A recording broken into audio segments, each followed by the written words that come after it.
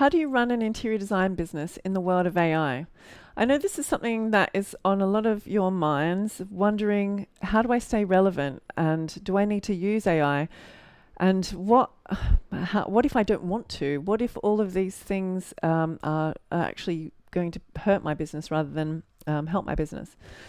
The thing as a business owner, we need to understand is that no matter what business we're in, whether it's interiors or not, is that it's not going away. So AI is here to stay. So I don't want to say it's good or bad. It's here. So we have to use it. There are obviously good and bad things about AI. So let's try and work with it to make sure that our business succeeds, so that we can continue doing what we love as interior designers. So the first thing that I wanted to discuss today was that your niche as an interior designer is more important than ever.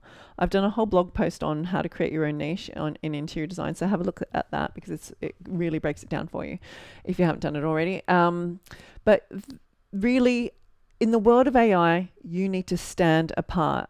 And by knowing who you are, knowing who you serve, knowing what is different about you to other people or to other interior designers, so you can't be compared by apples and apples is usually the way I say it, but you need to stand out and you need to know your niche more confidently, and you need to also scream that niche from the hilltops. You need to make sure people know what's different about you as opposed to the designer next door.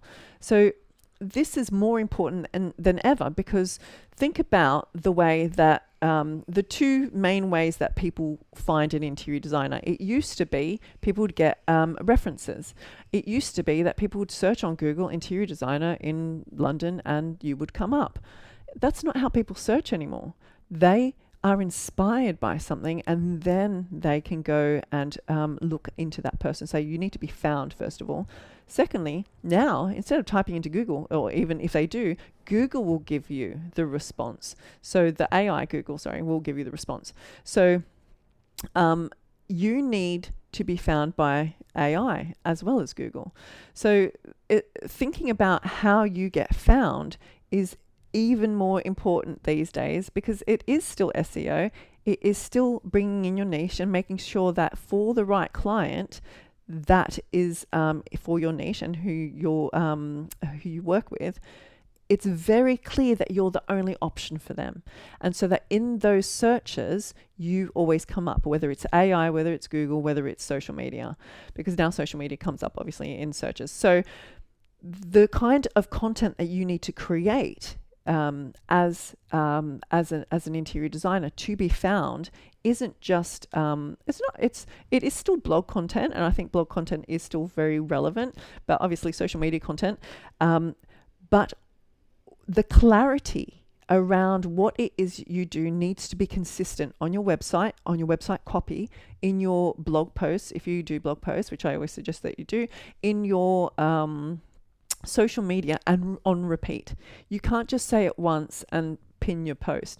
You need to consistently tell people who it is you are, what you do, who you serve, what your niche is. This is, and what problem you solve, obviously. So what it is that people are going to choose you for over someone else, because that is where the competition is now. So that is how we can use AI to now flip our thinking and start thinking, okay, well, people are using AI and social media to find interior designers now. So how do I get found as an interior designer? Next, we want to be clear about who the person is that we're looking for as interior designers. Who is going to find us, and what kind of social media platform they're on. Are they on LinkedIn? Are they on TikTok? Are they on Facebook or Instagram? So, or are they searching YouTube? Where are your people more likely going to find you, and organize your content specifically for that, and forget about the rest, because the rest don't matter. Yes, have your like placeholders. So I always suggest having a placeholder in all of them, so that if someone does come through a different medium, they know that you exist as a business, and then guide them somewhere else, so that all kind of roads lead to Rome in one way. Next, everyone has the same access to the same information. And this is, I suppose, the big game changer. Everyone can type into AI now and get the same information, depending on the prompt, that any other designer has.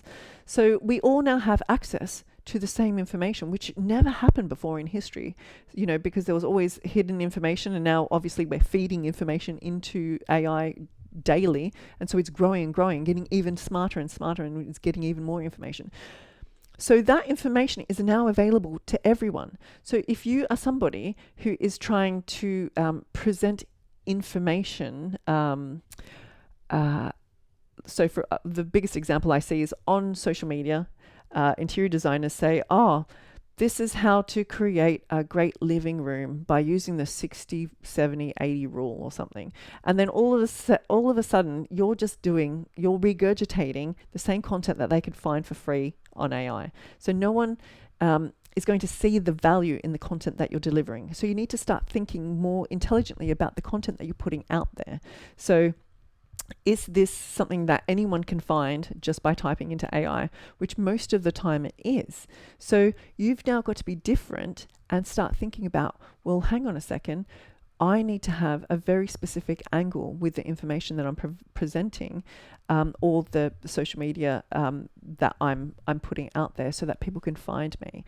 And in terms of your